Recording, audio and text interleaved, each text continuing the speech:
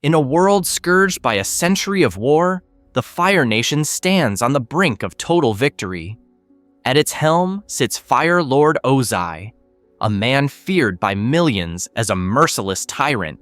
His rule is absolute, his heart apparently forged in steel and embers. To those beyond the palace walls, Ozai is the very face of cruelty and ambition, a Fire Lord who would sooner burn cities to ash than show a sliver of mercy. Yet here, in the hushed corridors of the royal palace, a different story unfolds, one hidden from generals and courtiers alike. It is the story of a father and his son. For while Ozai remains cold and authoritarian, power-driven and proud, a single ember of genuine love burns secretly within him. That love is for his firstborn, Prince Zuko, and it is a love as fierce and consuming as a fire, complex, often unhealthy, and hidden beneath layers of stern discipline. From the moment Zuko first opened his eyes, Ozai felt a rare spark of emotion in his chest. He would never speak of it openly, nor let it soften his outward demeanor. But deep down, in the privacy of midnight hours, the Fire Lord watched over his infant son with an intensity that bordered on obsession. He saw in Zuko a continuation of his own legacy, a vessel for the Fire Nation's future glory, and, perhaps, a chance to craft an heir who would truly understand and embody his will. As Zuko grew, Ozai's love showed itself not in gentle words or tender embraces, but in harsh lessons and high expectations. The prince's childhood was a crucible. While Princess Azula, the younger child, prodigious and cruel, excelled effortlessly and earned her father's open praise, Zuko struggled to keep up. In another timeline, Ozai might have dismissed Zuko as weak and unworthy. But in this reality, the Fire Lord's response to Zuko's perceived weakness was not indifference, it was determination. He would forge his son into strength no matter the cost. Late at night, when most 11-year-olds slept soundly, Prince Zuko remained awake in the training halls of the palace. The air was stifling hot and heavy with the scent of soot. Flames crackled and danced as the boy practiced basic fire-bending forms over and over, sweat drenching his brow. His arms trembled with exhaustion. Each time his stance faltered or his flame sputtered out, a booming voice cut through the silence. His father's voice. Ozai watched every move, his golden eyes sharp and unyielding. "Again!" Fire Lord Ozai commanded, standing at the edge of the training courtyard with arms folded behind his back. The torches lining the walls cast his tall silhouette across the floor. Zuko, panting, straightened and summoned another flame to his fist. He launched a series of jabs and kicks, releasing bursts of fire that illuminated his determined face. He was tired, his muscles ached, and his vision swam with fatigue. But he refused to yield. He could not bear to disappoint his father. At Ozai's side, Princess Azula lingered in the shadows, 9 years old and already a fire-bending prodigy. She watched her brother with a sly, unreadable smile. She had finished her own training earlier with ease, demonstrating talents beyond her years. Father had applauded Azula in front of the Imperial Firebenders, declaring her a true descendant of Sozin. But now Father's attention was on Zuko alone. Azula's smile tightened as she observed the scene. Zuko's final kick sent a fire blast against the far wall. It was smaller than either he or Ozai wanted. The flame fizzled quickly, leaving only faint scorch marks on the stone. Zuko dropped to one knee, breathing hard. He expected to hear his father scolding. Instead, Ozai strode forward into the light. The Fire Lord's expression was stern, but he extended a hand to help Zuko to his feet. Zuko looked up, surprised by the gesture. Ozai's palm was warm and calloused from a lifetime of firebending. Hesitantly, Zuko placed his smaller hand in his father's grip and rose. He dared to meet Ozai's gaze. In his father's eyes, Zuko saw no softness, but he did see a fierce sort of pride flickering there, like the tail of a flame. Ozai's voice was low, meant for Zuko's ears alone. "You improved," he said quietly, almost gruffly, "but not enough, not yet." Zuko lowered his head. "I'll train harder, father," he promised, chest swelling with equal parts shame and hope. "I won't fail you." Ozai tightened his grip on Zuko's hand for the briefest moment, then released it. "See that you don't," he replied. The Fire Lord turned away, cape sweeping behind him as he departed the courtyard. But before he vanished into darkness, he paused and added, "Be in the war room at dawn. There is much you need to learn." As Ozai's footsteps receded, Zuko stood there catching his breath, feeling the sting of his father's words and the thrill of his acknowledgement. In that simple exchange, Zuko had glimpsed something precious, a sliver of approval. Harsh as Ozai's methods were, Zuko knew that being forged in his father's fire was a sign of love in its own unforgiving way. Watching from the shadows, Azula's amber eyes narrowed. She had heard the subtle hint of pride in Ozai's voice. It was faint, like distant thunder, but it was there. She had spent her young life effortlessly earning their father's admiration. Never before had she seen him offer even a crumb of it to Zuko. Azula could not fathom why Ozai bothered. To her, Zuko's firebending was dull and weak, his temperament far too soft. If he were anyone else, she thought, father would have cast him aside as a lost cause. And yet, tonight, Ozai had given Zuko his time and attention, things Azula coveted like air. That night, as the royal family dispersed to their chambers, Azula's mind raced with possibilities. Perhaps father saw something in Zuko that she did not. Or perhaps father was simply too sentimental when it came to his firstborn. Azula curled her lip at the thought. Sentimentality was a weakness. If Zuko's failings were allowed to continue, they could tarnish the Fire Nation's future. She decided then and there that she would train twice as hard to prove she was the worthier child, the true prodigy of their lineage. No matter what father felt for Zuko, Azula would ensure that she remained indispensable in Ozai's eyes.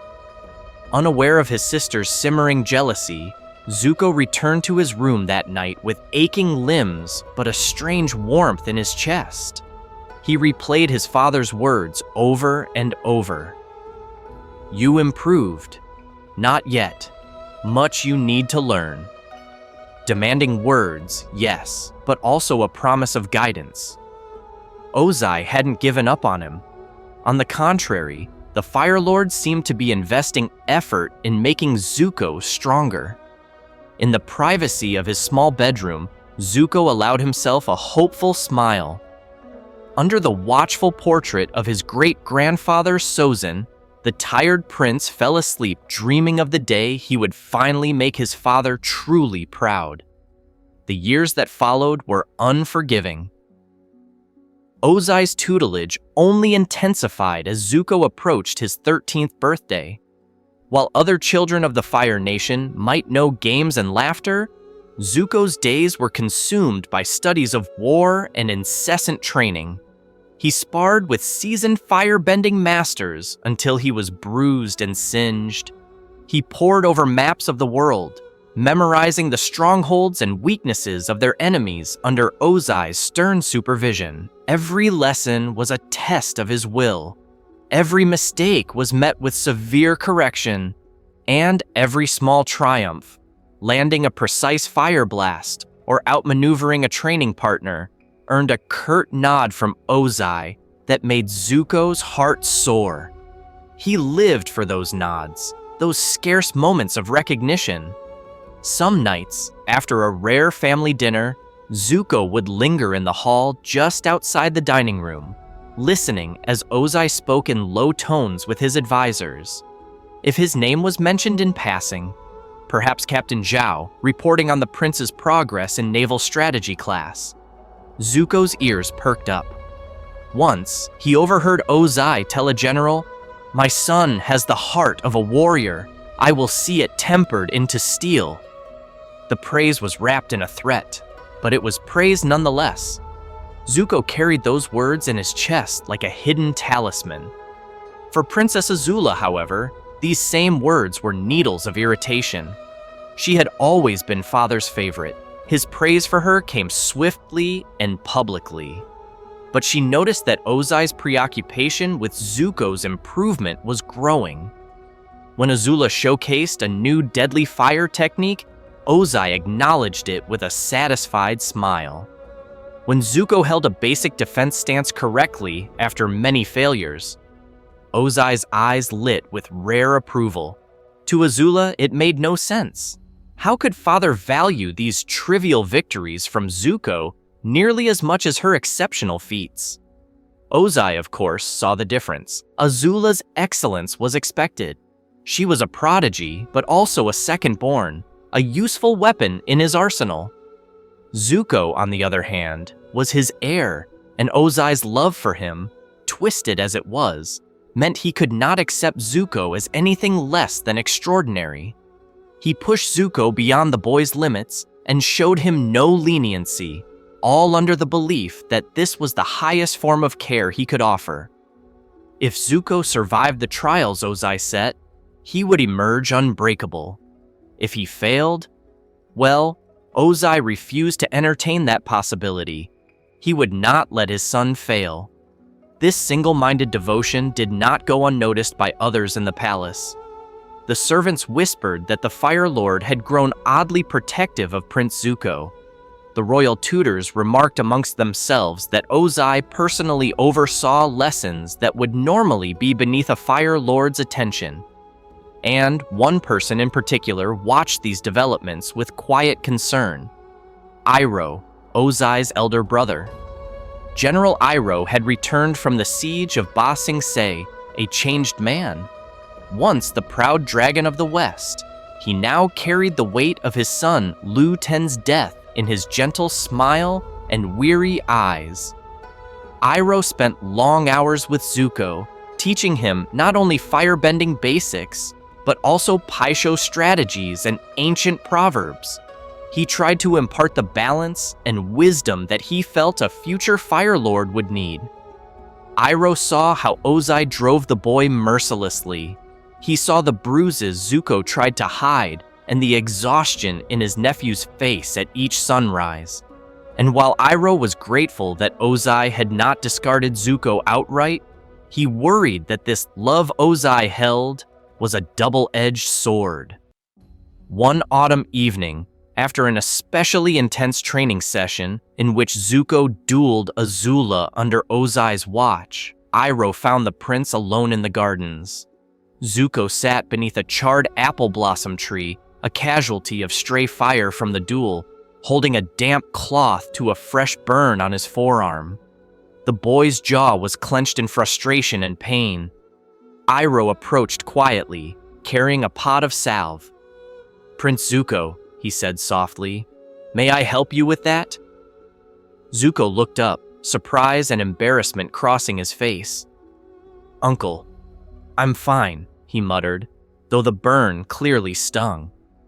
The duel had been humiliating. Azula had knocked him off his feet with a sudden blazing arc of fire, sending him tumbling in front of their father. Ozai had stepped in before Azula could do more and ended the match. But Zuko's pride was badly singed. He had seen Azula smirk and bow triumphantly to their father, while Ozai simply ordered Zuko to stand and dismissed him with a cold glare. "Humor an old man," Iroh said kindly. He knelt and gently took Zuko's arm, applying the cool herbal salve to the burn. Zuko winced, then sighed as the pain eased slightly. The garden was quiet except for the distant crackle of remaining fires being doused by servants and the steady chirp of crickets awakening for the night. They sat in silence for a time. At last, Iroh spoke in a low voice. "You fought well today. You've improved greatly, Zuko." Zuko's face tightened at the compliment. "Not enough," he replied bitterly. "Father wasn't impressed." The boy's eyes glistened, reflecting twin points of torchlight from the palace windows. "He hardly even looked at me after I lost." Iroh corked the salve pot slowly. He placed a hand on Zuko's shoulder. "Your father has a difficult way of showing his feelings," Iroh said, choosing his words carefully. "He holds you to a high standard because he believes in your potential." Zuko turned to Iroh, searching his uncle's face. "Do you really think so, Uncle?" There was a plea in his voice. For all his outward devotion to Ozai's teachings, Zuko was still a child hungry for reassurance. Iroh smiled gently. "I do. But I also believe that greatness is not only measured by raw strength or victory in Agni Kai. A true leader, a true Fire Lord, needs compassion, balance, and wisdom. Those are strengths you already possess, my nephew, whether your father sees them or not." Zuko blinked, taken aback. "Compassion is a strength?" he asked skeptically. Ozai had always preached the opposite, that mercy was a form of weakness, that power and fear kept the peace. "In their own way, yes," Iroh said. "Power and compassion need not oppose each other. When balanced, they create something truly formidable." He patted Zuko's shoulder. "Your mother understood that well." At the mention of his mother, Zuko's gaze dropped. Ursa had been gone for nearly 2 years now, vanished one fateful night after Fire Lord Azulan's sudden death. Zuko remembered the warmth of her hugs, the soothing lullabies she'd sing when he awoke from nightmares. Her disappearance was a wound that still ached inside him. Officially, she was banished for treason, a mysterious story that he wasn't sure he believed. Sometimes, in quiet moments, Zuko wondered if it was somehow his fault she was gone. "What would she think of me now, Uncle?" Zuko whispered. It was the first time he had voiced that question aloud. "Would she be proud?" Iroh's kind eyes glimmered with sympathy. "Prince Zuko, I know she would be. Your mother loved you more than anything. She would be proud of your progress, and more than that, of your heart." He tapped gently over Zuko's chest, above where the boy's heart beat. "Don't lose that." Zuko swallowed thickly, nodding. He allowed himself to lean into Iroh's side for a moment, a child seeking comfort. Iroh wrapped an arm around him, and for a short while, they stayed under the starlight, uncle and nephew, both missing the same woman and hoping, in their own ways, for Ozai to see Zuko as she once did. Overhead, the fire lilies in the garden rustled in a warm breeze. The palace walls, usually so imposing, felt a little less suffocating in that gentle embrace of night. But such moments of tenderness were always fleeting in the royal family. All too soon, Zuko straightened up and stepped back, bowing politely to his uncle. "Thank you, Uncle Iroh," he murmured. His voice was still raw with emotion, but there was determination in it too. "I won't forget what you said. I'll make both mother and father proud. I promise." Iroh returned the bow with equal respect, though in his heart he worried how Zuko would reconcile the vastly different expectations of his mother's memory and his father's reality. "I'm always here for you, Prince Zuko," was all he said in reply. With that, Zuko retired to his quarters, and Iroh watched him go with a heavy heart. In the faint glow from the palace windows, Zuko's silhouette looked small and solitary against the sprawling courtyard, a lone candle flame flickering in the night. Iroh hoped that flame would survive the storms to come, and storms were gathering on the horizon. The 100-Year War neared a critical juncture.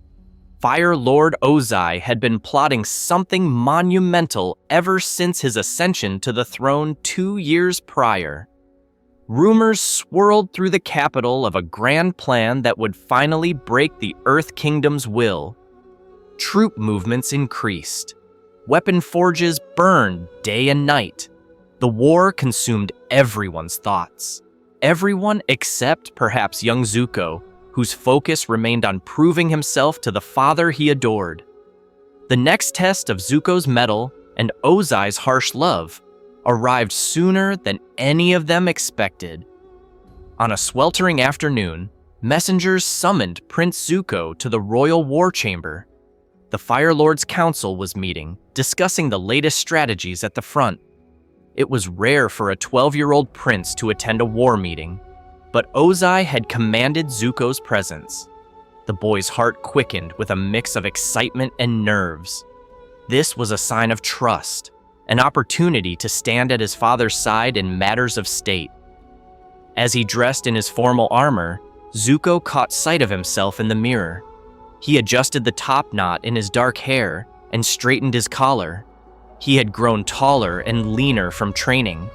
There was a faint scar along his cheek from a burn he'd earned in practice, marks of his dedication. He set his jaw with determination and repeated a silent mantra. Be strong, be obedient, show them Father was right to bring me. 2 royal guards escorted him through the flame-lit halls to the war chamber's towering doors. Zuko took a deep breath as the doors groaned open, revealing the council already in session. High-ranking generals and admirals gathered around a long map table. At the head stood Fire Lord Ozai, clad in regal red and black armor, the golden flame crest rising from his top knot. His presence dominated the room effortlessly. Ozai's gaze flickered to the entrance as Zuko stepped inside. The generals paused in their discourse, eyes turning to the young prince. Zuko swallowed, his mouth suddenly dry. He advanced and bowed deeply to his father first, then respectfully to the council. "You asked for me, father?" Zuko said, voice steady despite the tension coiled inside him. Ozai's expression was inscrutable. He gave a curt nod. "Join us, Prince Zuko. Listen and learn." Zuko moved to stand at his father's right hand, the place Azula would have occupied if she were old enough. He felt a swell of pride at the realization. Azula was not here. This was his chance. Azula herself was likely off practicing drills or eavesdropping from behind some grate. Zuko wouldn't put it past her. But in the war chamber, it was Zuko alone representing Ozai's bloodline. The meeting resumed. General Bujing, an older man with stern features and a reputation for ruthless tactics, was in the midst of outlining an upcoming campaign in the Earth Kingdom. Zuko listened intently as the general pushed figurines across the map. The Earth Kingdom resistance around Ba Sing Se has been stiffer than anticipated, Bujing growled, tapping a segment of the map. Their young king and the remnants of the White Lotus are giving our occupation forces trouble in the outer provinces. We need to send reinforcements if we are to hold the territories and press forward. However, our reserves are stretched thin. Another commander chimed in. The defectors and rebels hiding among civilians slow our supply lines. Traditional methods aren't flushing them out quickly enough. General Bujing's eyes glinted as he proposed his solution. We must demonstrate unwavering resolve. I recommend we deploy an entire division of new recruits to the Earth Kingdom's coastal stronghold at Makapu. Use them as bait, essentially. Draw the Earth Kingdom's main force out with an apparent easy target. Once the enemy engages these recruits, We can surround them with our elite units hidden nearby and crush the Earth Kingdom forces in one decisive ambush." A hush fell over the table. Some generals nodded in grim approval, others looked uncertain. Zuko's brow furrowed as he processed the plan. The new recruits General Bujing mentioned, he knew who those were. They were fresh-faced Fire Nation youths, some not much older than Zuko himself. He had seen a group training just last week, boys laughing and sparring, eager to serve their nation. Bujing was talking about sacrificing them, using them as bait. Fire Lord Ozai's face was impassive, revealing nothing. A younger Zuko might have held his tongue, but this Zuko, the one hardened by training yet still secretly compassionate, felt his stomach twist with worry. He thought of his own rigorous drills, how hard he fought to prove himself. Those recruits would fight just as hard, and be slaughtered for it if Bujing's plan went wrong. General Bujing took the silence as consideration and pressed on. These fresh soldiers are eager but inexperienced. Their loss, while unfortunate, would be acceptable if it lures out a larger Earth Kingdom force into a trap. In war, we must be willing to sacrifice for the greater goal of victory. He looked directly at Ozai. "Fire Lord, I assure you, this plan will break the enemy's morale. Once their best forces are destroyed at Makapu, Ba Sing Se will truly be under our control, and the Earth Kingdom's back will be broken." Ozai remained silent, eyes narrowed. A younger Zuko might have stayed quiet, but every instinct screamed that this was wrong. Those recruits were his people, sons of the Fire Nation. How could they be thrown away so callously? Compassion and honor welled up in Zuko, colliding with his fear of disobeying his father. But perhaps, he thought desperately, father doesn't realize what Bujing is suggesting. Maybe he needs to see it from another perspective. Before he could fully consider the consequences, Zuko stepped forward and spoke, voice ringing with youthful defiance. "That plan is unacceptable." The room fell into stunned silence. Every pair of eyes turned to Prince Zuko. General Bujing bristled, disbelief and offense coloring his face. Fire Lord Ozai's gaze snapped toward his son, a flicker of surprise quickly replaced by a dangerous glare. Zuko's heart hammered, but he pressed on. "How can we even consider sending those new recruits to die as bait?" he continued, striving to keep his voice steady. "They've trained so hard. They're loyal Fire Nation soldiers. We should not treat their lives like pawns on a pie show board. There must be another way to draw out the enemy without sacrificing our own." General Bujing's face reddened. "Your Highness," he said tightly, barely keeping his tone respectful, "this is a matter of military strategy beyond your experience. Sacrifices are necessary in war. Those recruits would give their lives for the Fire Nation's victory. What greater honor could they have?" Zuko felt heat rise in him, both from anger and anxiety. He squared his shoulders. Giving one's life in battle is honorable, yes, but sending them knowingly to a futile death is not. They trust us to lead them well, and this is a betrayal of that trust. We can find another tactic that doesn't throw away our soldiers needlessly. A few generals exchanged shocked glances. Some looked at Ozai to gauge his reaction, but the Fire Lord's face was like stone. General Bujing spluttered, "This boy knows nothing of the hard decisions of war. Fire Lord Ozai, your son's sentimentality is..." Ozai's hand shot up for silence. Bujing immediately closed his mouth. The temperature in the room seemed to drop as Ozai slowly turned his gaze from Zuko to the assembled council. When he spoke, his voice was dangerously soft. "Leave us." The generals blinked. "My lord?" One ventured, as if uncertain he heard correctly. Ozai did not raise his voice, but the authority in it was absolute. This war meeting is over. Leave. Now. Chairs scraped hastily as one by one, the War Council members bowed and shuffled out, casting uneasy looks at Zuko.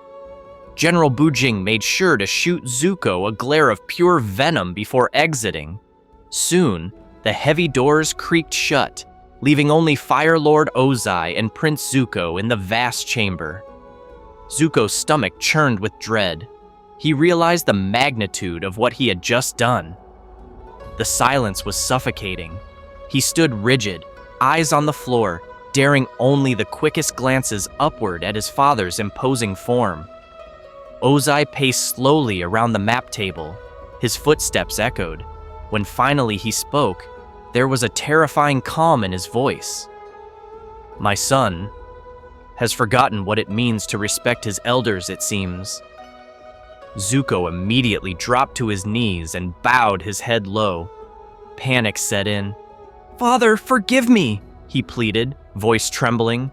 "I only spoke because I care about our soldiers. I meant no disrespect. Ozai hissed. Zuko's words died in his throat. The Fire Lord's boot stopped directly in front of Zuko's kneeling form. "You will rise and follow me, Prince Zuko." Zuko risked a glance up. Ozai's face was cast in shadow, unreadable, but his posture was taut with restrained fury. Fear pulsed through Zuko's veins. This felt different from previous scoldings or punishment drills. There was an ominous finality to Ozai's tone. Zuko stood shakily and fell in step behind his father as Ozai strode out of the war room. They walked in silence through corridors lit by flickering torches. Servants they passed quickly pressed themselves flat against the walls and avoided eye contact. They could sense the tempest in their lord's wake. Ozai led Zuko out into an open courtyard, the Agni Kai Arena. Realization and horror dawned on Zuko as he saw fire sages assembling at the edges, summoned by a quiet gesture from Ozai earlier. The arena's stone floor was already illuminated by a ring of torches. Usually, such preparations were made for formal duels, spectacles, or matters of honor. Zuko's heart pounded in his chest. Surely his father wouldn't... Not with him. "Father?" Zuko asked in a small voice, fighting to keep it steady. "What is..." Ozai ascended the short stairs to the raised central dais and then turned to face Zuko across the expanse. His golden eyes bore into Zuko's like twin suns of wrath. "Prince Zuko," he announced, voice amplifying across the courtyard, "you have spoken out against a senior commander, and by extension, your Fire Lord himself. Such insolence cannot go unanswered. You will learn respect, and you will learn it in an Agni Kai." Zuko felt the blood drain from his face. Agni Kai? The ultimate firebender's duel of honor, reserved for settling the most serious slights. He had expected harsh punishment, perhaps a public reprimand or extra torturous training. But an Agni Kai meant a fight for honor in Pabin's front of witnesses, and the wording. It sounded like Ozai intended to teach him a lesson personally. Zuko stepped forward, quivering with desperation. "Please, Fire Lord, I meant only to help. I am your loyal son," he said, voice cracking as he sank into a kowtow position. The formalities tumbled from his lips frantically. "I beg your forgiveness. I accept whatever punishment you deem fit. But in Agni Kai, I only had the Fire Nation's best interest at heart." "Then you will have no problem demonstrating your loyalty and determination in combat," Ozai replied coldly. He raised his hands to the gathered sages. "Prepare the arena." The sages hesitated ever so slightly. An Agni Kai against one's own child was unheard of. but a sharp glare from Ozai sent them scurrying to comply. With heavy dread, Zuko was escorted to one end of the arena by a sage, while another approached Ozai at the opposite end. Servants hurriedly removed the prince's armor until he stood shirtless, clad only in his training pants. The cool night air kissed his sweat-slick skin, but he barely felt it over the adrenaline roaring in his ears. Torchlight played across Ozai's figure. The Fire Lord removed his outer robe and armor himself, revealing a powerful physique honed by decades of firebending. He did not take his eyes off Zuko. A small crowd had begun to gather at the edges. Royal guards, a few household staff, and Azula. Zuko glimpsed his sister slipping in with an expression of gleeful anticipation on her face, as if this were an entertainment arranged just for her. Iroh was also there, having followed at a distance once the meeting disbanded. He pushed through to the front, alarm etched on his features. He understood immediately what was about to happen. Catching Zuko's eye, Iroh subtly shook his head, silently urging him to find a way out of this. But it was far too late. The gong sounded, resonant and solemn. Zuko felt like he was underwater, every sound muffled except the thunder of his heart. He took his position and bowed formally as required, though his legs wobbled. Across the way, Ozai mirrored the bow, never breaking eye contact. Sages intoned the ritual announcement. "Prince Zuko, you stand accused of disrespect to your Fire Lord and betters. Fire Lord Ozai will teach you the price of such disrespect in Agni Kai. Let the duel begin." Zuko's mouth was dry as ash. Ozai wasted no time. With a single fluid motion, the Fire Lord surged forward and launched a jet of flame that roared across the arena like a dragon's breath. Zuko barely dodged to the side, heat grazing his shoulder. He countered reflexively with a blast of his own, but it was smaller, fueled by panic rather than focus. Ozai deflected it with contemptuous ease. "Is this what you have learned in all my years of training, Zuko?" Ozai called out as he advanced steadily. His voice was calm but carried through the crackling air. "To act like a weakling and a traitor?" "I am not a traitor!" Zuko cried back, desperation creeping in. He spun and threw a series of fire jabs. Ozai swatted them aside as one would brush away flies. "You spoke out against your nation's victory. You dared challenge me in front of my generals," Ozai growled, eyes narrowing. He struck again, this time a sweeping low kick that sent a plume of fire skittering along the ground at Zuko. Zuko leapt, barely avoiding the flames licking at his heels. I only wanted to protect our people," he panted, landing in a crouch. The heat was immense. He realized with dawning terror that his father was not holding back. This wasn't a mere sparring session. Ozai was coming at him with full deadly intent. Across the arena's edge, Azula leaned forward, fists clenched in excitement at the spectacle. Iroh, meanwhile, moved as if to intervene, but two guards crossed their spears to block him. He was powerless to stop this now. Ozai circled slowly, and Zuko mirrored him, trying to catch his breath and gather his scattered wits. "Our people do not need your protection," Ozai spat. "They need to be hardened, strong. You think you were defending them by coddling them from sacrifice? Foolish boy, you understand nothing." Zuko's temper flared, kindled by fear and a lifetime of trying to prove himself. "If they have to be sacrificed needlessly, what is the point of any victory?" he shouted, then instantly regretted it. Ozai's eyes flashed. That was the final provocation. With a furious roar, the Fire Lord launched himself at Zuko, unleashing a torrent of blue fire, the hottest flame, directly at his son. Zuko threw up his arms in a feeble X-block, trying to channel his fire to split Ozai's attack. For a moment, He resisted the blaze, but it was like trying to hold back a tidal wave. The blue flames enveloped Zuko. Searing agony exploded across his face and torso as the force of the blast hurled him off his feet. He hit the ground hard, fire consuming him. Zuko screamed, a sound of pure anguish that echoed off the courtyard walls. Time seemed to slow. From the stands, Iroh cried out in horror, shoving past the guards too late. Azula watched, eyes wide with a mix of triumph and something like astonishment. Even she hadn't expected her father to deliver such a devastating blow. The onlookers shielded their faces from the heat. When the flames finally subsided, Zuko lay curled on the blackened stone. Smoke wafted from his burned clothes and skin. The left side of his face was raw and red, an angry wound stretching from his eyebrow to his cheek, an even worse burn than what he bore in the original timeline.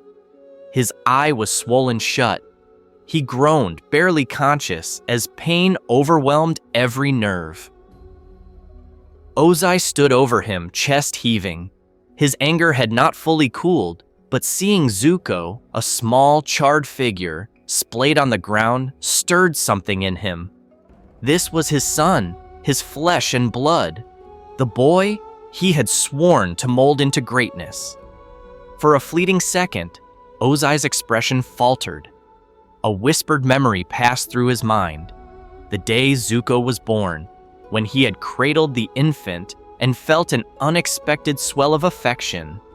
But there could be no weakness here, not now. Ozai hardened his heart. He looked to the sages and the gathering of witnesses. His voice rang out, formal and unyielding. By refusing to fight properly, Prince Zuko has shown shameful weakness and disrespect. As punishment, he is hereby banished.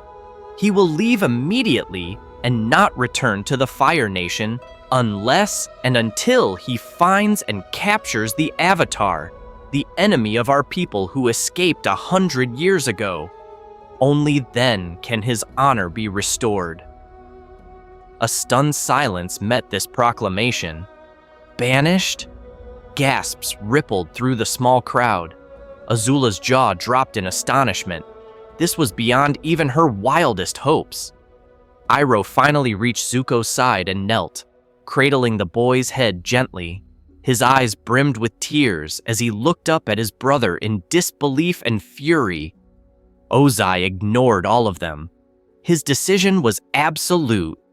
Without another word, he turned on his heel and strode away, reclaiming his discarded robe as he went. The courtyard parted for him, even Azula stepping back with a deep bow, though her eyes lingered on Zuko's trembling form with a mix of glee and something unreadable. When Ozai had gone, activity resumed in a rush. Iroh barked orders at the stunned servants. "Summon the physicians, now!"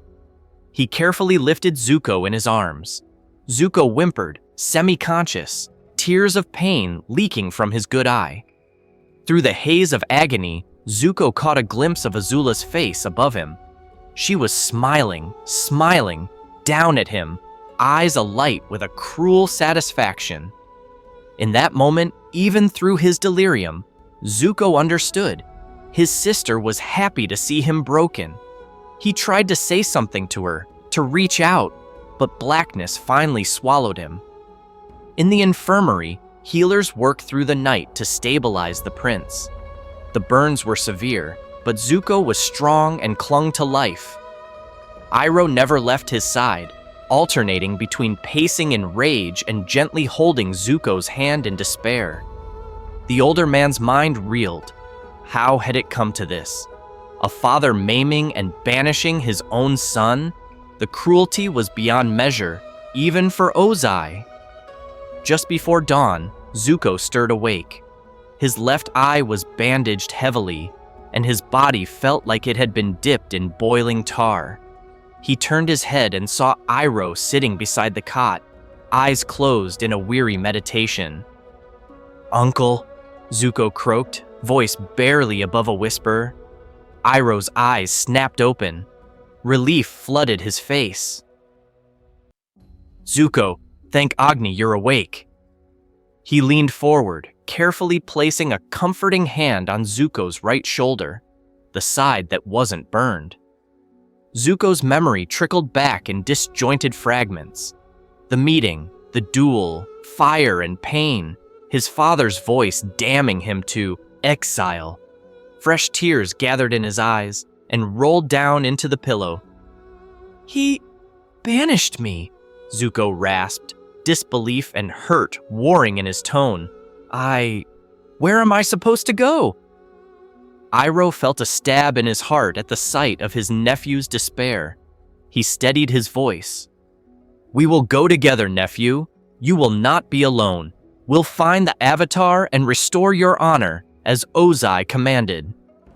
Zuko shut his good eye, tears leaking from beneath the lid. Restore his honor. That was all he had left now. Stripped of title, home, even half his sight, his father had reduced him to nothing in the eyes of their nation. All he could cling to was the impossible task of finding a mythic avatar believed dead for a century. "I'm sorry, Uncle," Zuko whispered. "This is all my fault. I was foolish." No, Iroh interrupted firmly, squeezing Zuko's hand. "Speaking up for the lives of your men was not foolish, Zuko. It was brave and noble. Your father, he did not see it that way, but I do." Iroh's voice trembled with emotion he tried to rein in. "Do not blame yourself for his actions." Zuko couldn't respond through the lump in his throat. He simply nodded, a tear slipping down over the bandages. By midday, Iroh had made the necessary arrangements. He knew Ozai wouldn't even allow Zuko the courtesy of a long farewell or recovery period. A ship was to set sail by evening, carrying the disgraced prince far from home. It was publicly framed as a mission to capture the Avatar, a face-saving narrative for the court, though all knew it was a banishment in truth.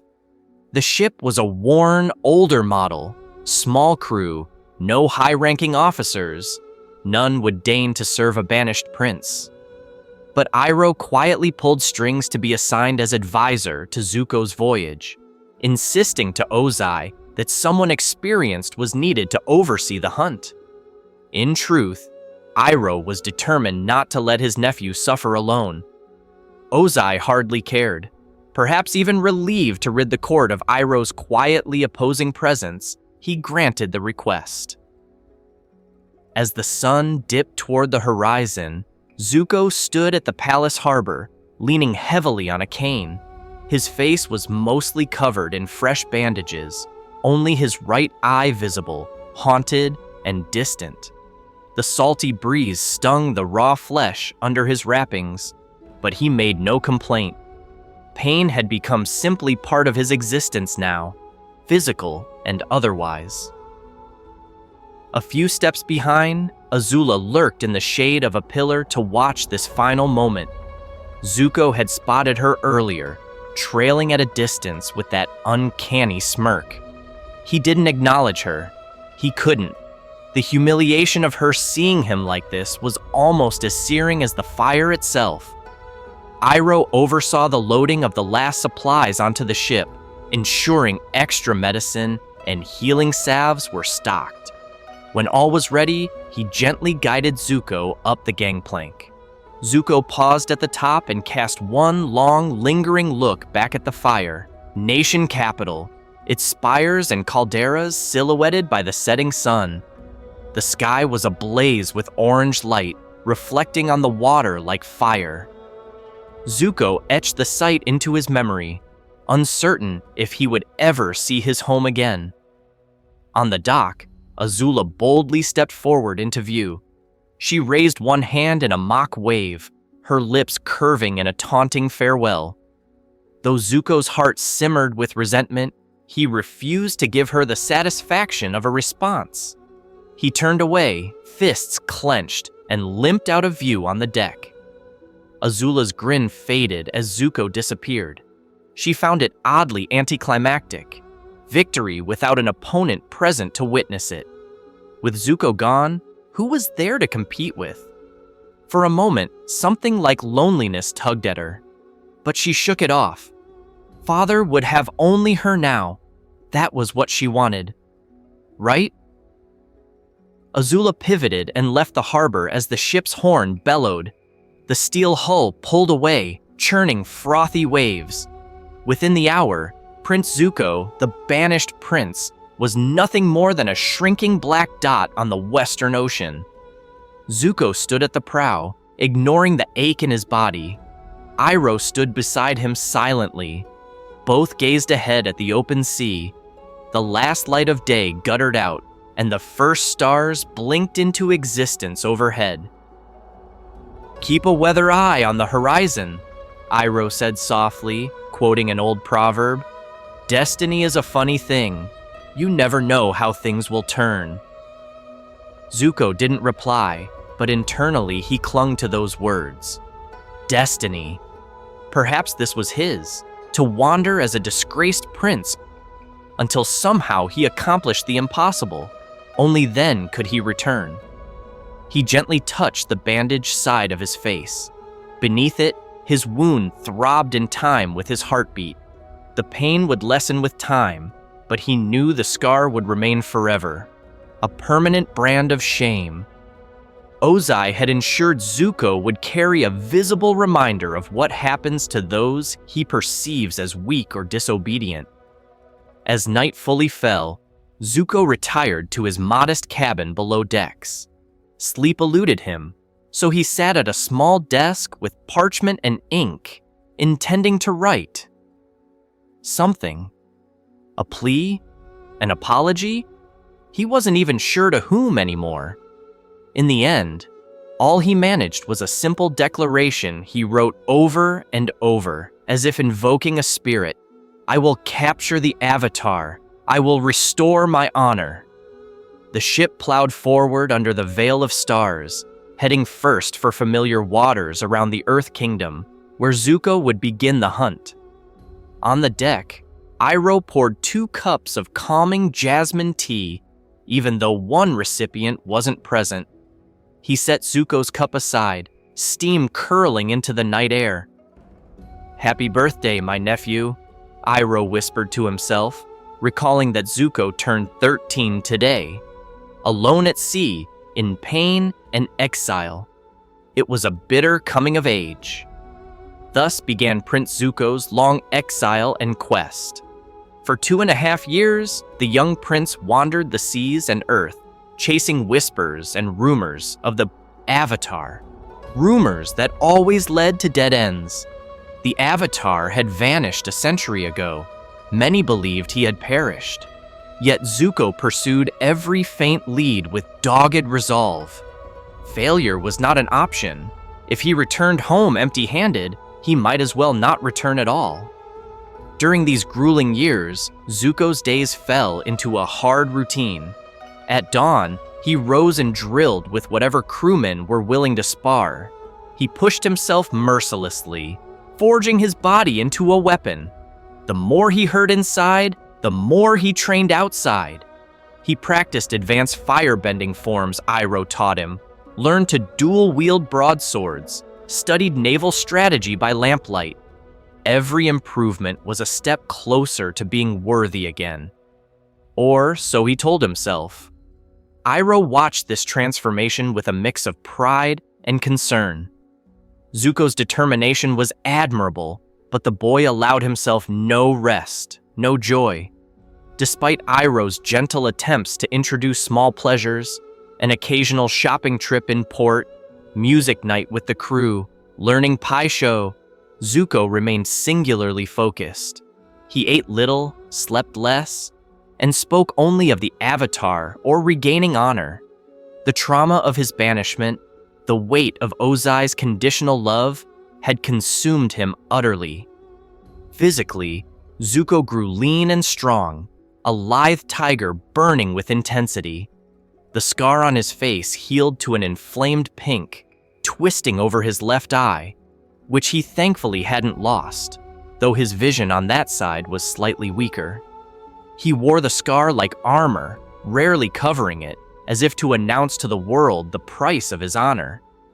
To Zuko, it was both motivation and condemnation. The crew initially gave Zuko a wide berth, wary of his volatile temper and obsession. Over time, however, their respect for him grew. They saw a prince who, despite royal blood, lived and worked among them, shared their hardships, and never gave up. For all his brusqueness, he treated them fairly, and Iroh's easy camaraderie with the sailors helped soften Zuko's image among them. Some eventually warmed to the banished prince, silently rooting for his unlikely success. Still, life on the ship was often bleak. They combed the world, from the icy southern isles to misty Earth Kingdom swamps, chasing any mention of strange occurrences that might hint the Avatar had resurfaced. Time after time, each lead fizzled. A glowing iceberg here, just a trick of light, a miracle worker in a village there, just a traveling healer, sightings of airbenders, always proven false or misidentified ski bison bones. With every disappointment, Zuko's desperation deepened. In rare moments of solitude, when Zuko stared out at the empty horizon, doubt crept in. Would he ever find the Avatar? Or was this truly a fool's errand? A cruel impossibility designed by his father as an eternal punishment? At such times, his thoughts grew dark. What if he could never go home? What was he without the Fire Nation, without his father's acknowledgement? Iroh did his best to combat these black moods. He reminded Zuko that honor comes from within, not from the decree of one man, even if that man is the Fire Lord. But Zuko, in his angry youth, was not ready to accept such wisdom. He would shake his head and insist, "My honor was taken from me. Only by capturing the Avatar can I reclaim it. That's just how it is, Uncle." Iroh would sigh and sip his tea, wishing time would hasten to teach Zuko the lessons he could not yet hear. Then, one fateful day, destiny intervened with the improbable. In the deep southern waters, under a sky of shimmering green aurora, a light pierced the horizon, a beam from the ice itself, reaching up to kiss the heavens. Zuko's crew spotted it first, calling him to the deck. Zuko's eyes widened at the sight, an enormous shaft of blue-white light spiraling skyward from the direction of the desolate South Pole. Every instinct screamed that this was important. "The Avatar," Zuko whispered, nearly breathless. "It has to be." Iroh, who had joined him at the railing, frowned thoughtfully. "After 100 years, perhaps the world is ready for his return." Zuko spun to his helmsman, barking an order with more excitement than he'd shown in years. "Head for that light! Full speed!" The crew jumped into action, turning the ship toward the phenomenon. As they closed in, the light faded, but not before Zuko marked its origin, near the southern water tribe village, among the glaciers. Sure enough, a day later, their ship found evidence. The remains of an abandoned Fire Navy scouting ship frozen in ice, an artifact of a failed expedition decades earlier, and fresh footprints leading to and from a newly cracked iceberg. Zuko's heart hammered. This was it. At long last, a true trail. They followed the clues north, learning that a water tribe boy and girl had departed their village with a strange bald youth in air nomad clothes. Air nomad, riding a flying bison. The Avatar was an airbender, of course, having been frozen in ice. It all aligned. Zuko could hardly contain himself. At last, fortune favored him further. A reckless Fire Nation captain named Zhao, commanding a small blockade of the Southern Sea, had encountered a flying bison and an airbender, confirming the Avatar's existence. Zuko, arriving on scene, ended up briefly captured when his ship ran the blockade. But Zhao, underestimating Zuko, let slip vital information during a tense interrogation. The Avatar was a mere boy, untrained, and traveling north. Zuko challenged Zhao to an Agni Kai over the insult of being captured and the insinuation that Zuko had no hope of succeeding. To Zhao's surprise, Zuko defeated him soundly, perhaps the first concrete victory and validation Zuko had tasted since his exile. When Zhao tried to attack Zuko from behind after conceding, Iroh deftly intervened, stopping Zhao's cowardly blow. The result was Zuko earning a modicum of honor even in banishment and a burning rivalry with Zhao, who from then on sought to undermine or destroy Zuko whenever possible. Not long after, Zuko had his first direct encounter with Avatar Aang at the Southern Water Tribe. Spotting a flare meant to call for help, ironically set off by Aang's companion Sokka during a penguin sledding fiasco, Zuko's ship closed in. Zuko donned his armor, marched into the snow-packed village, and demanded the villagers yield the Avatar. When a boy not much younger than Zuko, wielding a boomerang, defiantly opposed him, Zuko was on the verge of losing patience. But then a voice rang out over the icy wall, a young, oddly cheerful voice. "I'm the one you're looking for." Zuko turned to see an air nomad boy with bright gray eyes and a blue arrow tattoo on his forehead standing a mound of snow. The child hopped down right in front of Zuko and offered himself in exchange for the village's safety. Zuko was taken aback. He hadn't expected the Avatar to surrender or to be so normal-looking. Still, he wasn't about to let the opportunity slip. Zuko seized Aang, bound him on his ship, and set sail, leaving the Water Tribe village behind unharmed. It was almost too easy. For the first time in memory, Zuko felt a cautious elation. He had him, the Avatar, right there in chains on his ship's deck. His honor was within reach. Yet, that night, things took a turn. The young Avatar, resourceful and quick, escaped his quarters. With help from his flying bison and a coincidental thunderstorm aiding in the confusion, Aang freed himself and evaded recapture in a daring display of airbending, even saving Zuko from drowning after a blast wrecked part of the ship. Zuko's pride took a blow with that escape, but something else nagged at him. In the chaos, Zuko had been knocked overboard, sinking into the freezing sea. Unconscious and moments from death, he later learned he'd been fished out by none other than the Avatar himself. The boy he was hunting saved his life before disappearing into the storm. Zuko didn't know what to make of that. In his worldview, enemies didn't show mercy. Compassion was weakness. Why would the Avatar risk himself for Zuko's sake? The question burrowed quietly in Zuko's mind, though outwardly he dismissed it. He told himself Aang only saved him so that he wouldn't kill Aang's friends afterwards, or that Aang was just naive. Still, a tiny part of Zuko felt a sliver of gratitude and confusion at the act. Resuming the chase, Zuko's obsession only grew.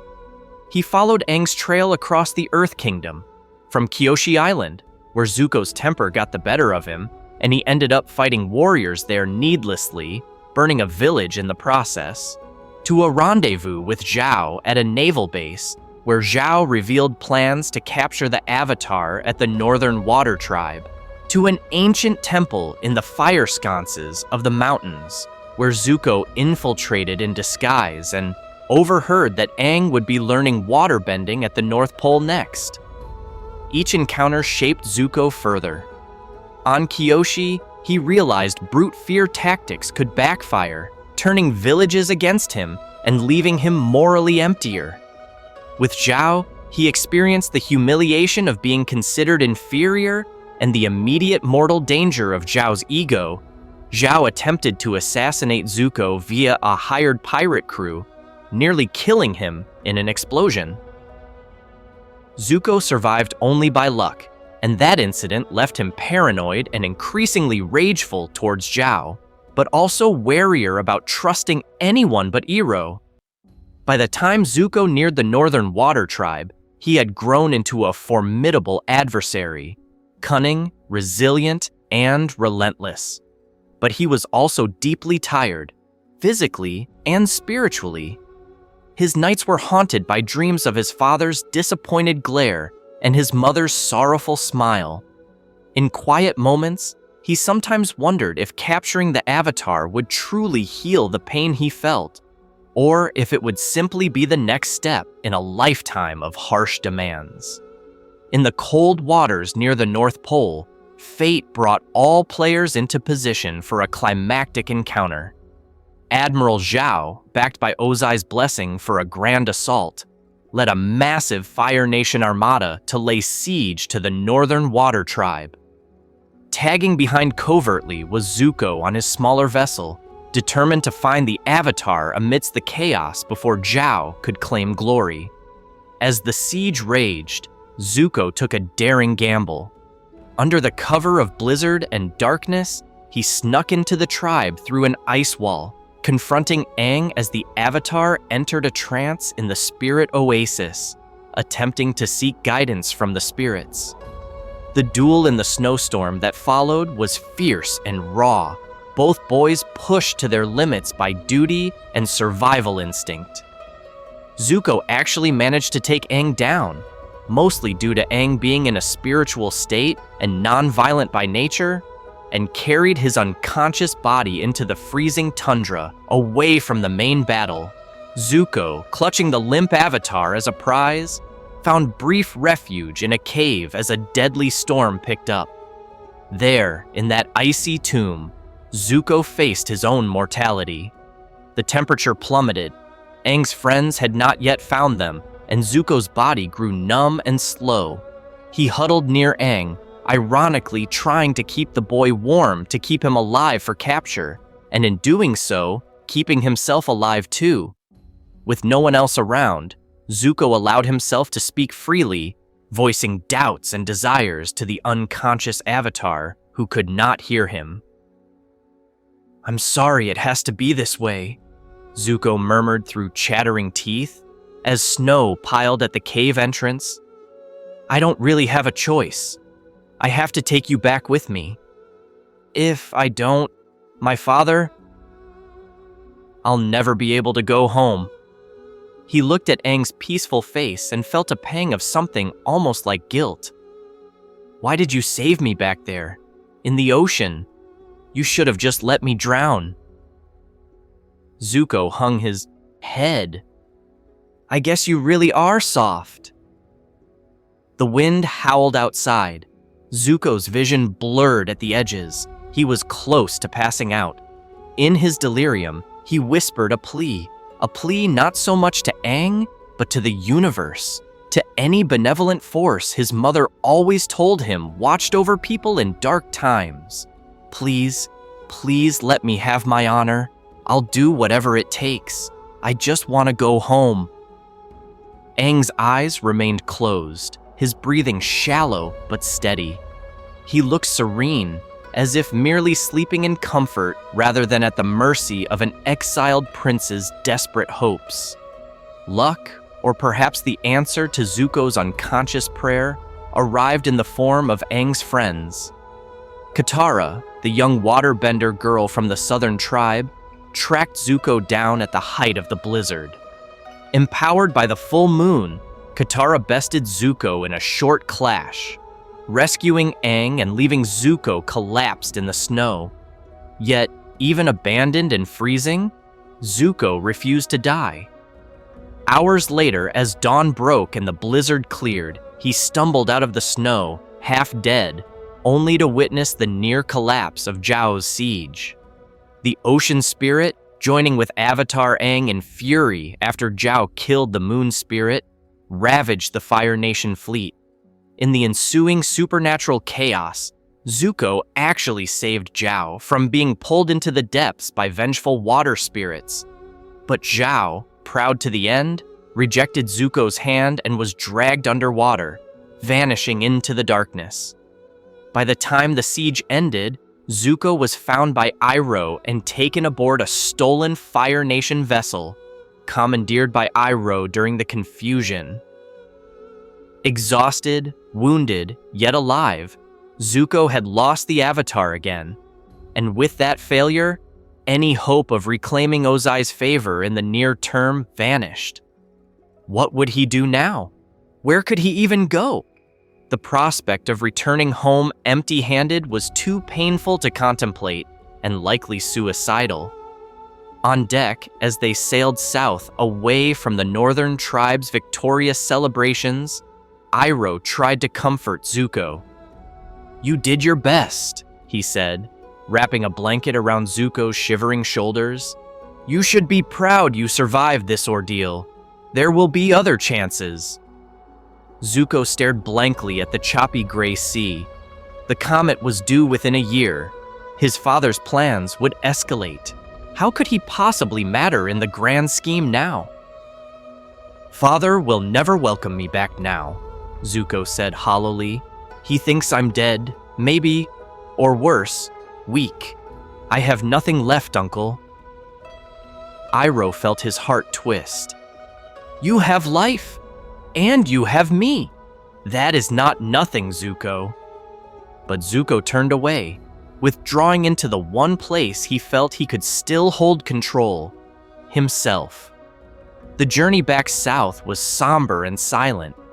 Even Iroh's jests and stories failed to draw more than a grunt or nod from the young prince.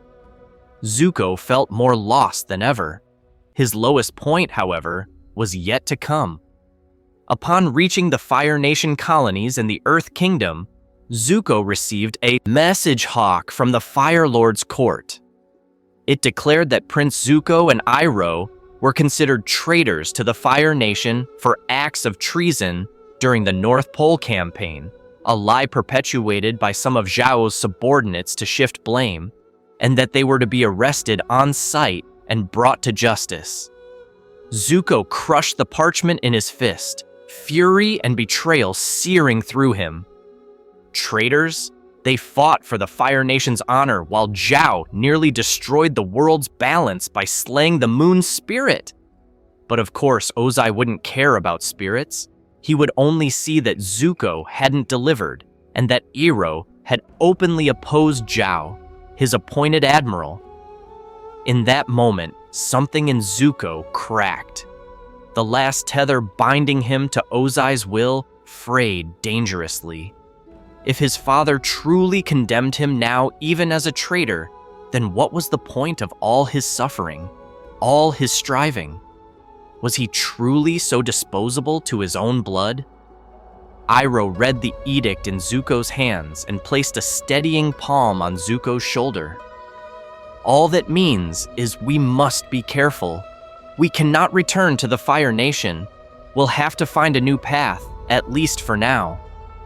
Zuko shrugged him off and stormed to the bow, breathing heavily. He wanted to scream, to burn something, to do anything to release the torment inside. But what could he do? He couldn't even capture one boy. Iroh approached gently. "Zuko, there is another path for you, if you choose it. You do not have to continue chasing the Avatar. You could—" "What?" Zuko snapped, whirling around with eyes wet from unacknowledged tears. "Give up? Just forget my honor? Live as a banished dog forever, dishonored and hated by everyone I ever cared about?" His voice broke despite him trying to snarl. Iroh's expression was sorrowful, yet firm. To walk a new path is not giving up. It's an opportunity to find your own honor that isn't tied to how others, even your father, see you. Zuko glared at his uncle through the haze of anguish. "You don't understand," he growled. "My father, he was all I had left. If he's turned his back on me completely—" Zuko's fists trembled. I'll make him see. I'll make him regret thinking I'm nothing. I will capture the Avatar, traitor or not." Iroh closed his eyes, pained. "And what then? Do you think Ozai will truly welcome you with open arms and loving words? My boy, even if you capture the Avatar, what you seek from your father may never come. Not the way you want." Zuko flinched as if struck. "I don't want anything but my rightful honor," he lied, turning away. Deep down, he knew he craved something more fundamental from Ozai, a warmth, an acknowledgement of worth, of love. But that desire was too raw to voice. Instead, he repeated the familiar refrain. "I'll find the Avatar. That's all that matters." Iroh gazed sadly at Zuko's rigid back. In that moment, he realized words alone would not sway his nephew. Zuko was too scarred, too mired in his father's shadow to see a way out yet. The best Iroh could do was stay by his side, protect him as much as possible, and hope time would open Zuko's heart. "Very well," Iroh said quietly. "We continue then, but on our own terms. We must avoid the Fire Nation's notice. Stealth will be our ally now." Zuko said nothing, but a lone tear escaped his eye and slid down his cheek, unnoticed or at least unacknowledged. So they became fugitives in truth, hiding from both enemies and former allies. To travel discreetly, Zuko and Iroh shed their armor and cut their top knots in a somber, symbolic moment. Zuko hesitated before slicing off his hair, a mark of his identity, but he set his jaw and did it. As the ebony locks fell to the floor, he felt a strange mix of liberation and grief. They burned the hair as tradition dictated for severing ties. Watching the smoke coil into the sky, Zuko felt as though he were attending a funeral for his former life. Adopting Earth Kingdom guises, they wandered from village to village. Sometimes they were beggars, sometimes odd job laborers, sometimes mere shadows slipping through woods to avoid patrols. On rare occasions, Zuko glimpsed wanted posters of himself and Iroh in Fire Nation outposts. His portrait, a scowling, scarred face, labeled Prince Zuko, traitor to the Fire Nation, wanted dead or alive, sickened and infuriated him. How dare they? How dare he, Ozai, mark his own son like this? To avoid spiraling into destructive anger, Zuko focused on survival and a single hope. Aang was still out there, training. Zuko's failure at the north meant Aang had grown stronger. Capturing him would be harder than ever. But Zuko clung to the idea like a lifeline. If he could somehow outwit Azula, who surely would be sent after them sooner or later, and get to Aang first, maybe he could still fulfill his destiny. Yet, something had changed in Zuko since the cataclysmic events at the North Pole. Seeing the awe-inspiring power of the ocean spirit, witnessing Zhao's demise, and being saved by Aang twice now, chipped away at his certainty. For so long he'd thought the world was simple. His father's will was absolute. Capturing the Avatar would solve everything. But now, he'd seen that even his father's grand plans could be upset by forces greater than any one man. He'd seen morality in his so-called enemies and monstrosity in his allies. His world was less black and white. The change manifested in small behaviors. Zuko helped Iroh defend an Earth Kingdom family from ruffian Earth Kingdom soldiers, a side story on their travels, revealing himself as a firebender to protect innocents when there was no gain to be had, something he never would have bothered with before. He then wrestled with the gratitude those villagers showed him, even as they feared him once they realized who he was. It felt good to help, and that confused and angered Zuko in equal measure. He started to see Iroh's kindness not as weakness, but perhaps as a different kind of strength.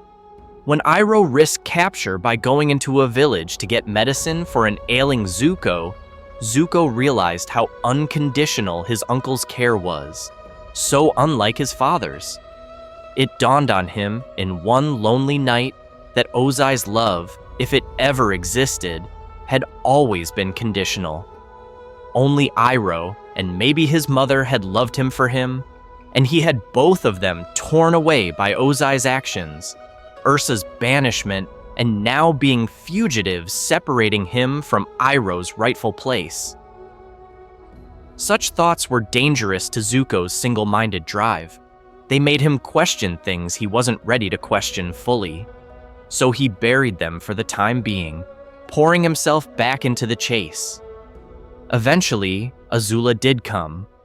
Ozai, needing to ensure the Avatar was captured and the traitors dealt with before his final campaign, sent Azula as his personal agent.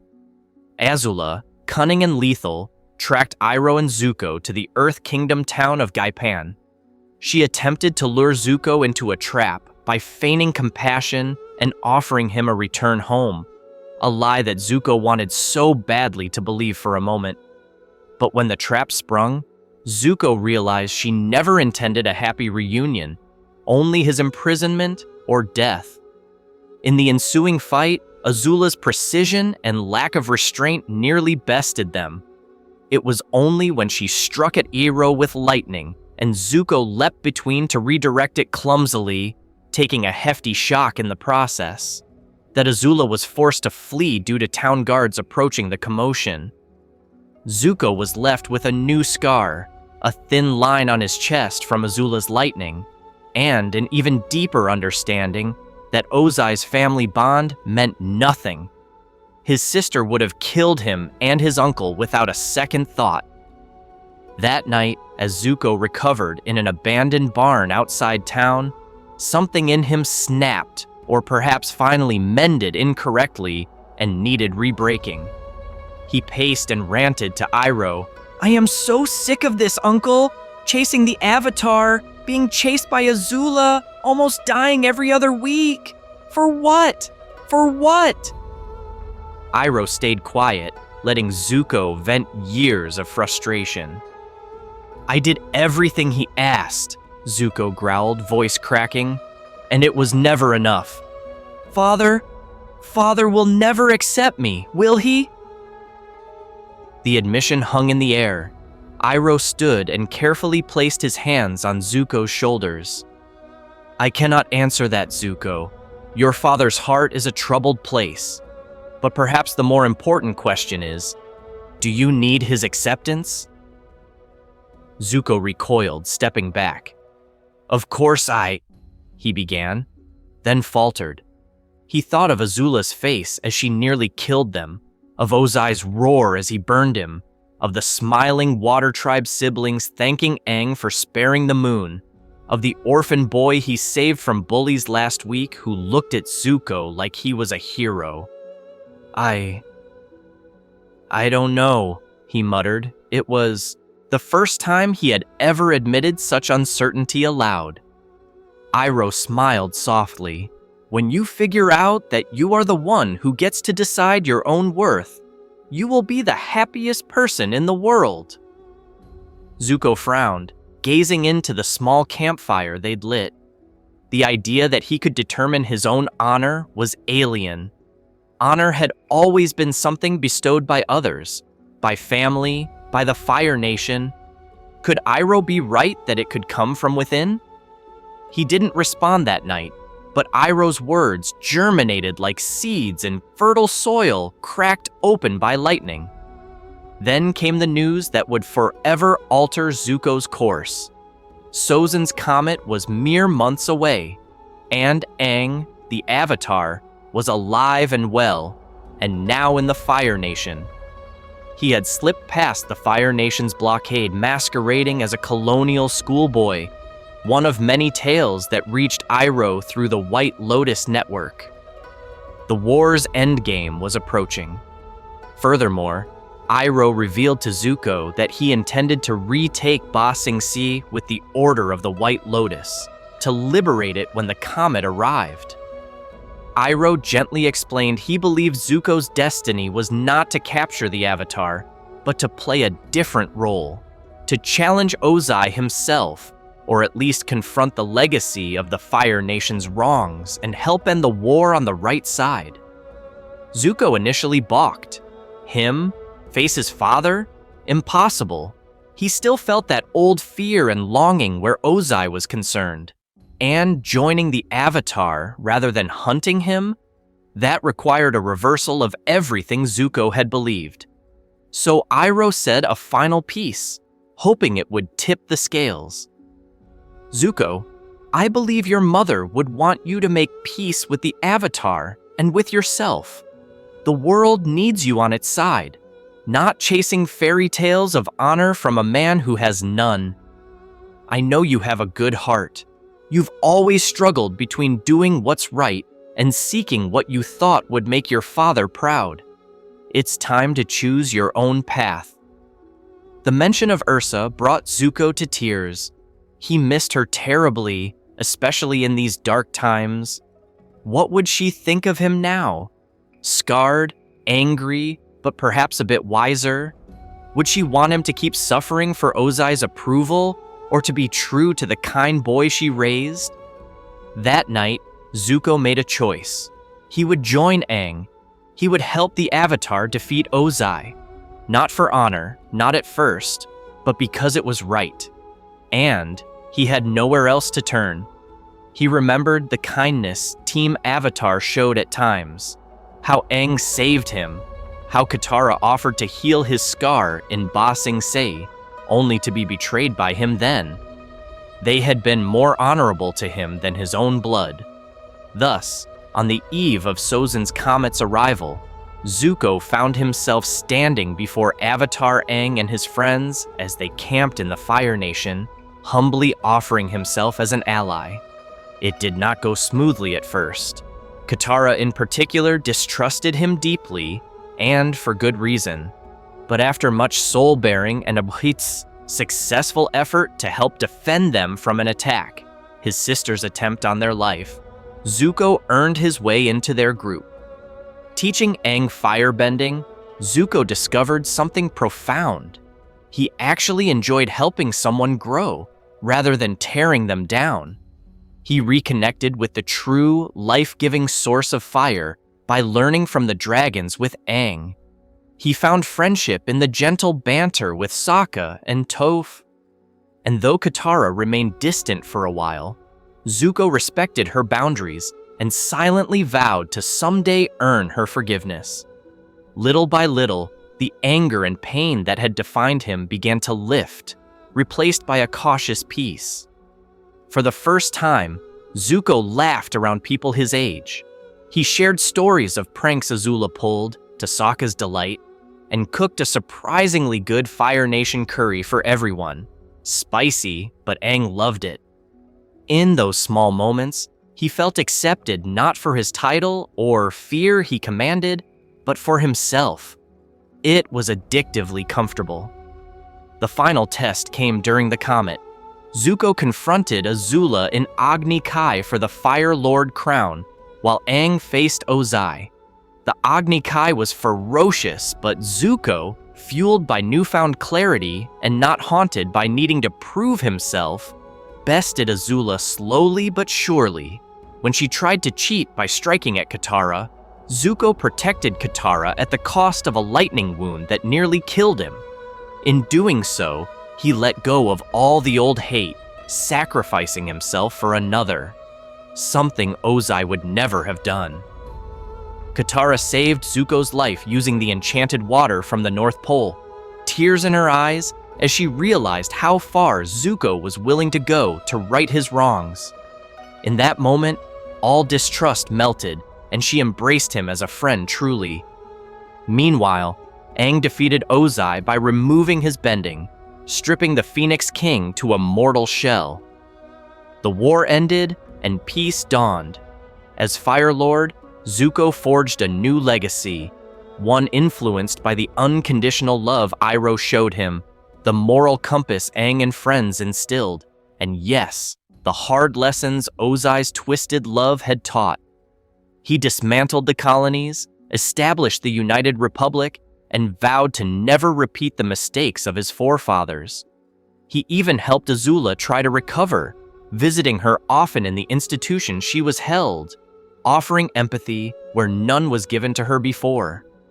In his first act, Zuko declared the banishment of Prince Zuko lifted, a symbolic gesture showing the old ways of fear were over. When he was crowned, among the cheering crowd were Aang and the gang, Iroh proudly crying tears of joy, and even Ursa, whom Zuko had located shortly after the war's end, bringing her home at last. Ozai, watching from his prison, saw a son who had risen without him, and it filled him with bitter silence. On Zuko's coronation day, Aang came to him privately. The young Avatar smiled warmly and said, "I'm proud of you, Zuko. You've come a long way." Zuko felt a lump in his throat and simply pulled Aang into a brotherly hug, something that would have been unimaginable only a year prior. That evening, Fire Lord Zuko walked through the tranquil royal gardens with Mai, rekindling a tender relationship with her after all the chaos. Under the golden light of sunset, Zuko reflected on the journey that had brought him here. He thought of Ozai, imprisoned, unrepentant, and felt not anger now, but pity. Ozai had love for no one, not even himself in the end. Zuko promised he would be different, a ruler who cared for his people, a father one day who would love his children wholly and healthily, a man who could break the cycle. Mai squeezed his hand and asked what he was thinking about. Zuko answered softly, "How far we've all come, and how grateful I am." He didn't list reasons, but in his mind, he thanked Iroh for never giving up, thanked Ursa's memory for guiding his conscience, thanked Aang for giving him another chance, even thanked Azula for inadvertently pushing him onto this path, though he'd never tell her that, she'd hate it. Most of all, he thought of that desperate question that had defined so much of his life. What if Ozai loved Zuko? Ironically, Ozai's warped version of love, his relentless push, his banishment meant to be a lesson, had set Zuko on the hardest road. But it was walking that road, surviving it, and meeting all the people he did, that shaped Zuko into someone capable of choosing a better destiny. In a bittersweet way, Ozai's flawed love had indeed guided Zuko to enlightenment, just not in the way the Fire Lord intended. Zuko felt a breeze stir the lilies.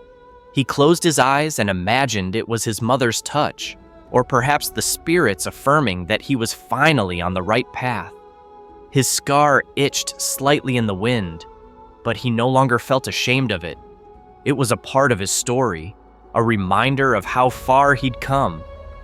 As the stars emerged one by one, Fire Lord Zuko, once a banished, anguished prince, found peace in his heart. He had reclaimed his honor not through capturing the Avatar, but by embracing humility, forgiveness, and friendship. In doing so, he had achieved something far greater than his father's approval. He had found himself. And in the quiet of the night, if one listened closely, they might hear the echoes of a gentle laugh on the breeze. Perhaps the Avatar's previous incarnation, Roku, Zuko's great-grandfather, who had watched this family saga with hope, or perhaps just the world sighing in relief that balance had been restored. Zuko smiled up at the sky, at peace with his destiny at last. He had answered that old haunting question in the only way that mattered. Not by dwelling on what if Ozai had loved him differently, but by learning to love and value himself despite it all. In doing so, he had broken free of the legacy of pain allowing a new era of love and peace to take root. For the Fire Nation, for the world, and for the boy who was finally free to be himself.